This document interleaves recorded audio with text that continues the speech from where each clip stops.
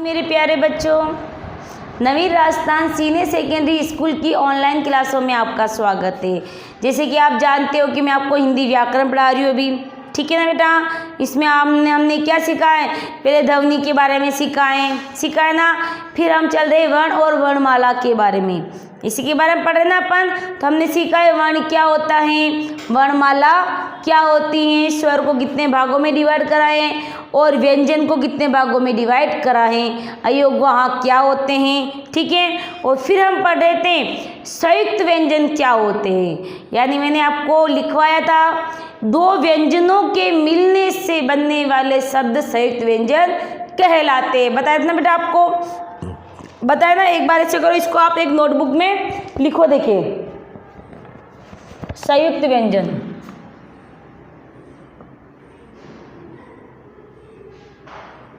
संयुक्त व्यंजन, इसकी परिभाषा एक बार मैं दोबारा लिखा लेती हूँ आपको।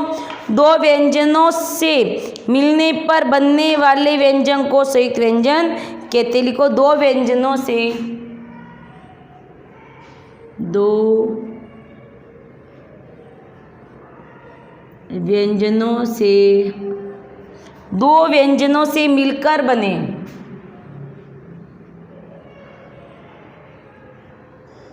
मिलकर बने, दो व्यंजनों से मिलकर बने व्यंजन को, व्यंजन को संयुक्त व्यंजन कहते हैं। क्या कहेंगे इसे, संयुक्त व्यंजन। ये मैंने आपको लाइन पहले लिखवा दी थी। अब देखो, इसके कुछ शब्द बनाऊंगी मैं आपके। श, त्र, ज्ञ और स्र, ये शब्द मैंने लिखे। अब इन शब्दों का निर्माण किससे होता है वो मैं आपको समझाऊंगी। देखो, इस श शब्द किससे बनाया है, क प्लस श प्लस अ से, यानी इस श शब्द के अंदर कितने वर्ण निकल रहे हैं, क, श और अ वर्ण निकल रहे हैं ना। अब वैसे ही इसमें भी निकल रहे हैं। ए वर्ण किससे बना, त प्लस र प्लस अ, निकल रहा है नहीं निकल रहा है। यानी ये जो संयुक्त अक्षर है, यानी परिभाषा क्या कह रही है मैं, दो व्यंजनों से मिलकर बने व्यंजन। देखो, दो व्यंजनों से मिल रहे नहीं मिल रहे हैं भाई, व्यंजनों से मिलने पर ही तो इसका निर्माण हो रहा है। यानी ये श क और स से मिलकर बना है ना। अब त्र, त और र से मिलकर बना है। ये मेरा है अपना, ये बना आपका ज और अण बनाए ना, और श बनाए ज, स और र से।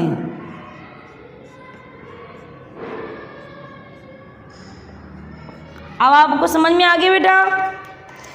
यानी संयुक्त व्यंजन एक क्या है आपके, संयुक्त व्यंजन है। ये चारों क्या है आपके, संयुक्त व्यंजन है। संयुक्त व्यंजन है चारों क्या आपके, संयुक्त व्यंजन है। ये क्या है, दो व्यंजनों से मिलकर बने। कितने व्यंजनों से मिलकर बने, दो व्यंजनों से मिलकर बने। तो दे आपके सामने उदाहरण दे दी मैंने, इस तरह से बढ़ रखे बने ना, बने इस तरह से बने ना। अब देखो, मैं आपको इसकी कोई उदाहरण लिखूंगी।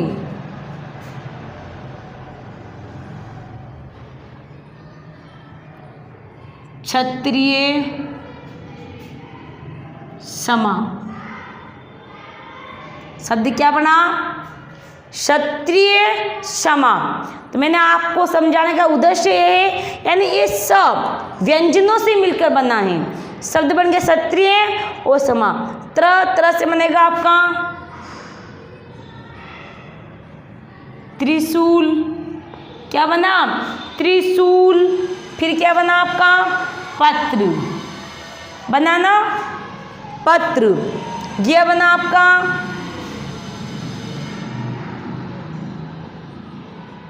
आज्ञा। पढ़ो इस शब्द को, आज्ञा। अज्ञात, पढ़ो इनको, देखें, स से श्रमिक,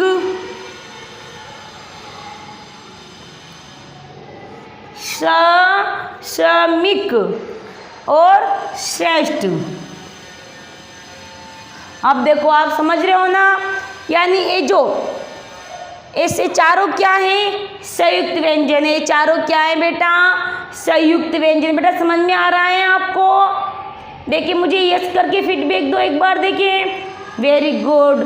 अब देखो ये चारों क्या है आपके, संयुक्त व्यंजन है। क्या है, संयुक्त व्यंजन। अब इस शब्द का निर्माण इससे हो रहा है, क श अ से बनाए, त्र त प्लस र से बनाए, य ज अण से बनाए, ये श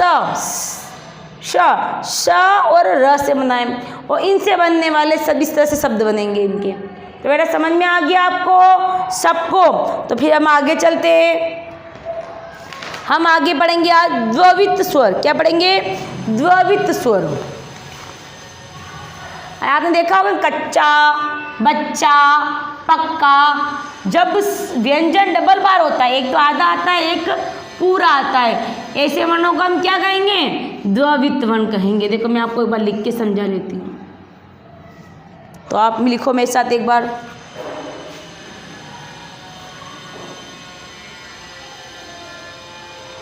द्वित्व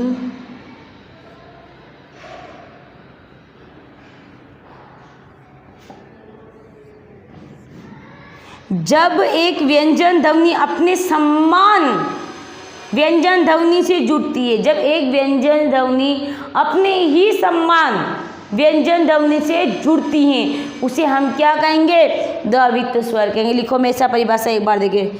जब एक व्यंजन ध्वनि, जब एक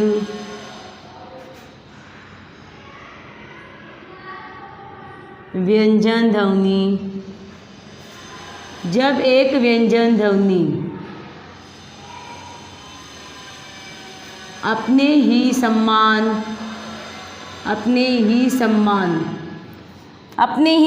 व्यंजन ध्वनि जुड़ती, अपने ही समान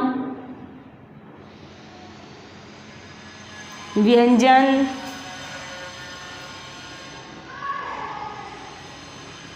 ध्वनि से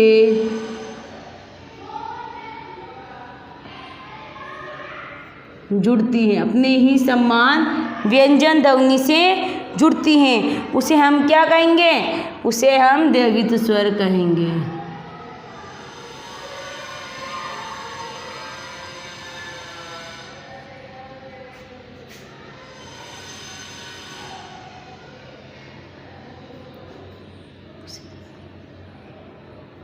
आगे बेटा समझ में, अब मैं आपको एक उदाहरण दूंगी तब समझ में आएगा, इससे आपको समझ में नहीं आएगा। देखो मैं आपको उदाहरण देके बताती हूँ। से आपने लिखा कच्चा, पक्का, बिल्ली,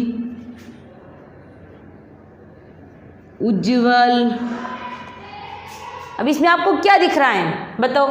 ए च 2 बार आ रहा है ना, आ रहा है ना, क 2 बार आ रहा है, ल 2 बार आ रहा है। देखो इससे बनाओ इसको,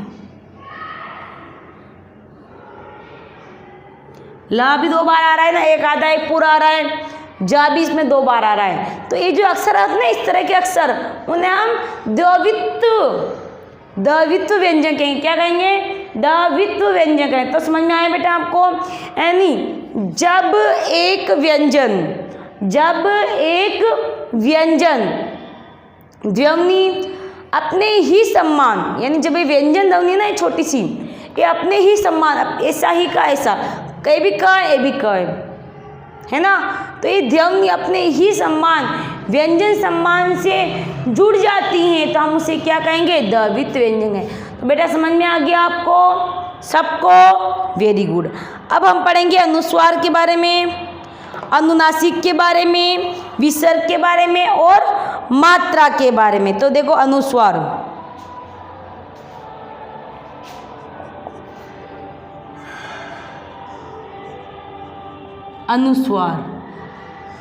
अब अनुस्वार होता क्या है? मैंने बता रहा एक बिंदी लगती है, ये क्या है आपका, अनुस्वार है, पता है ना। यानी जब किसी वर्ण के ऊपर बिंदु लगता है हम उसे क्या कहेंगे? अनुस्वार। वर्ण के ऊपर लगने वाला बिंदु अनुस्वार कहलाता है। लिखो, वर्ण के ऊपर लगने वाला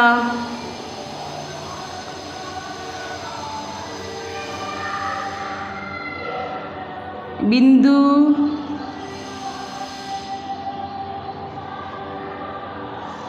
अनुस्वार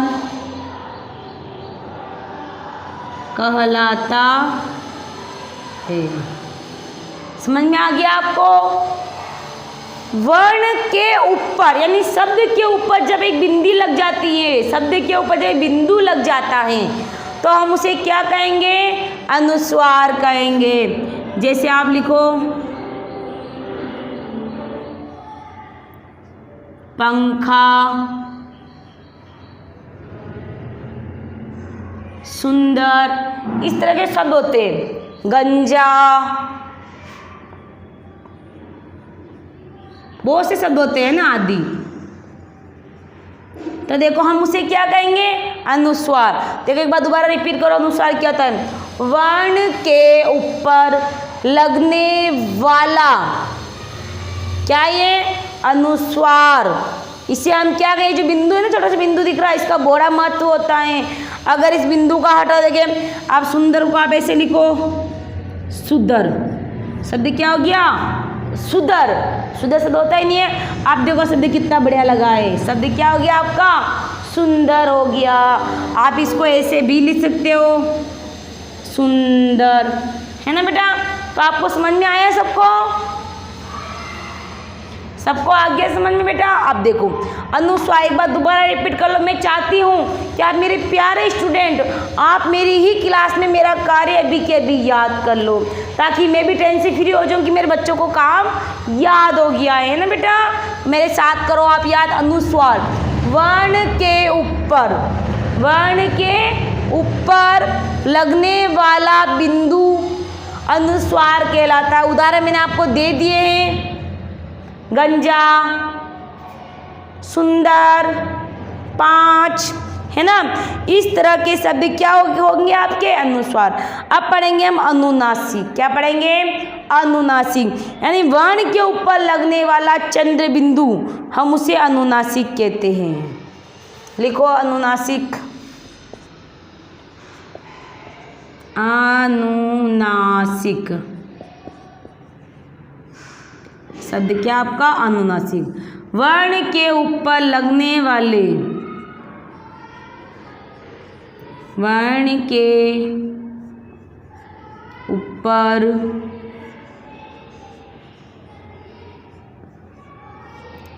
लगने वाले, इस तरह का निशान होगा। क्या होगा? इस तरह का। क्या है? लगने वाले। इसे हम चंद्र बिंदु कहेंगे। क्या कहेंगे? चंद्र बिंदु। तो देखो पढ़ो, वर्ण के ऊपर लगने वाले चंद्र बिंदु को क्या कहेंगे?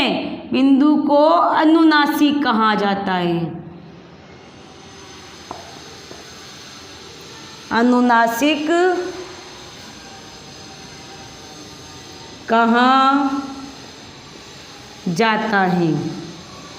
अब मैं आपको उदाहरण देके समझाऊंगी एक बार, है ना बेटा? जैसे आँख, पाँव, पाँच आदि। अब एक बात समझो आप मेरे साथ। अनुनासिक क्या होता है? इसमें आँख, इसमें अपनी ध्वनि कैसे निकलती है? नाक से निकलती है, अपने मुंह से निकलती है, मुंह के नाक में से। आँख, पाँव, पाँच, है ना? अपनी मुंह से आवाज़ निकलने से अपने नाक से आवाज़ निकलती है। यानी जो शब्द है ना अनुनासिक, अनुनासिक, नासिक यानी अनु यानी पीछे, नासिक यानी नाक, यानी मुंह के पीछे हमारे नाक से, हमारे नासिक यानी क्या होता है? नासिक यानी नाक, एक संस्कृत शब्द है नासिक, यानी इसकी ध्वनि कहाँ से निकलती है बेटा, नाक से निकलती है। यानी अनुनासिक की ध्वनि हमारे नाक से निकलती है। पढ़ो, वर्ण के ऊपर लगने वाले, वर्ण के ऊपर लगने वाले चंद्र बिंदु को अनुनासिक कहा जाता है। तो बेटा आपको सबको समझ में आ गया? सबको यस करो एक बार, देखें। वेरी गुड, सबको समझ में आ गया। अब पढ़ेंगे अपन विसर्ग के बारे में। किसके बारे में पढ़ेंगे? विसर्ग के बारे में।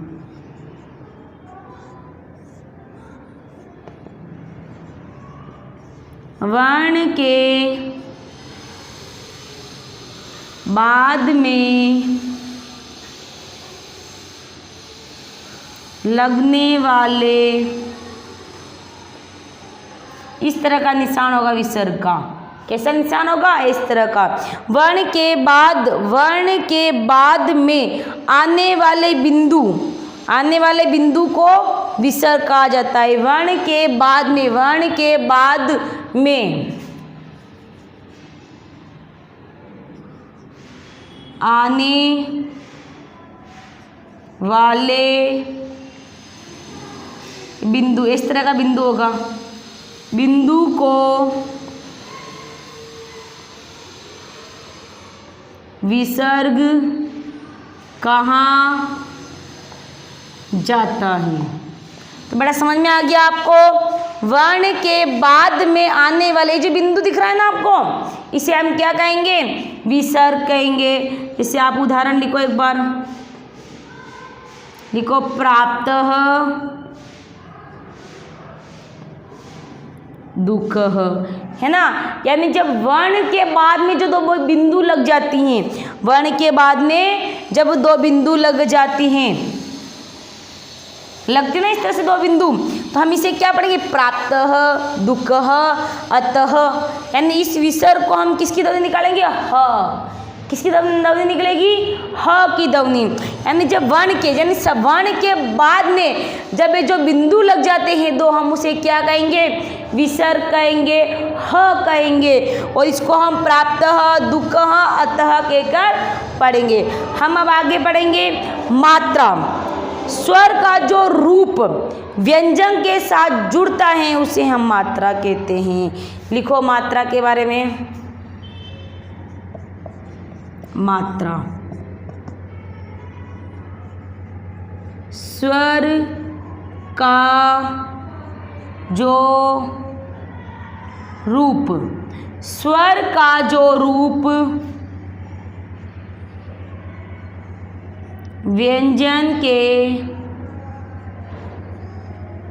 साथ जुड़ता है, व्यंजन के साथ जुड़ता है, हम उसे क्या कहेंगे? हम उसे मात्रा कहेंगे। उसे मात्रा कहा जाता है। तो बेटा आपको समझ में आ गया सब बच्चों को? मात्राएं क्या होती है? मात्रा स्वर का जो रूप, अपना अ आ ई जो मात्रा है ना स्वर की, ये मात्रा किसके साथ लगती है बेटा? क का की के साथ लगती है, व्यंजन के साथ लगती है। हम उसे क्या कहेंगे बेटा? मात्रा कहेंगे। तो बेटा समझ में आ गया आपको? एक बार मैं दोबारा रिपीट कर लेती हूँ। देखो, द्ववित व्यंजन, जब दो व्यंजन आपस में एक साथ लिखे जाते हैं, जब एक व्यंजन ध्वनि अपने ही समान व्यंजन ध्वनि से जुड़ती है, उसे हम क्या कहेंगे? द्ववित व्यंजन कहेंगे। याद हुआ बेटा आपको? Very good. से कच्चा, पक्का, बिल्ली, उज्जवल, ठीक है। फिर अनुस्वार, शब्द क्या आपका? अनुस्वार। अनुस्वार क्या होता है? वर्ण के ऊपर लगने वाला बिंदु, यानी जो शब्द के ऊपर एक बिंदु लग जाता है, हम उसे क्या कहेंगे? अनुस्वार कहेंगे। जैसे पंखा, सुंदर, गंजा, इस तरह के इसके शब्द बनते हैं। फिर अनुनासिक, नासिक का अर्थ क्या होगा, नाक होगा, यानी अनुनासिक वाले शब्द हमारे मुंह के साथ साथ नाक से भी बोले जाते हैं। यानी वर्ण के ऊपर लगने वाले चंद्र बिंदु को अनुनासिक कहा जाता है। जैसे आँख, पाँव, पाँच, आ रही ना मेरे नाक में से बोलने की ध्वनि।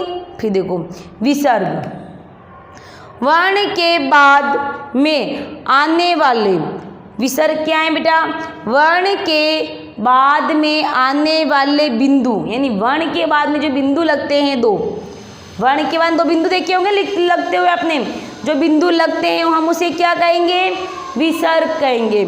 यानी वर्ण के बाद में आने वाले बिंदु को हम विसर्ग कहेंगे। हम उसे पढ़ेंगे प्राप्तः, दुःखः, अतः, इस शब्द पढ़ोगे। अब मात्रा समझ में आ गया। स्वर का जो रूप व्यंजन के साथ जुड़ता है तो हम उसे क्या कहेंगे बेटा, व्यंजन कहेंगे।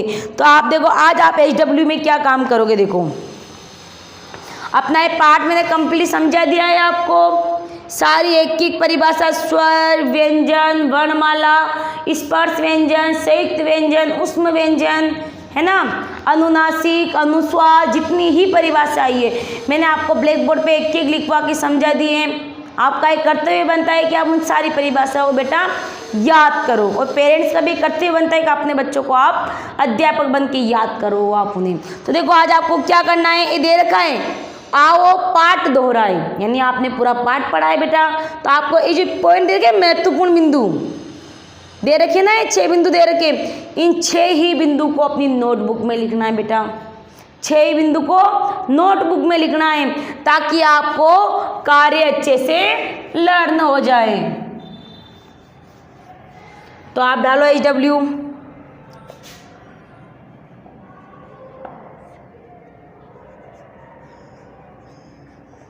आओ पाठ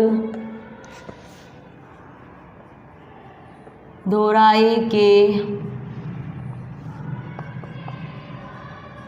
बिंदु लिखिए। तो बेटा समझ में आ गया बेटा सबको, आपको HW में क्या काम करना है, अपना पाठ अंत हो गया है, पूरा हो गया, उसके बाद आओ बिंदु दे रखे, आओ पाठ दोहराए, यानी इनको पढ़ने से आपको और कंठस्थ हो जाएगा। यानी स्वर कितने होते हैं, व्यंजन कितने होते हैं, अ की ध्वनि कैसी होती है, कौन किस पर आश्रित है, कौन किस पर आश्रित, इतनी सारी बातें बता दी है मैंने आपको। तो आपको क्या कार्य करना समझ में आ गया बेटा। Very good. इसी के साथ आज मेरी क्लास समाप्त होती है। धन्यवाद।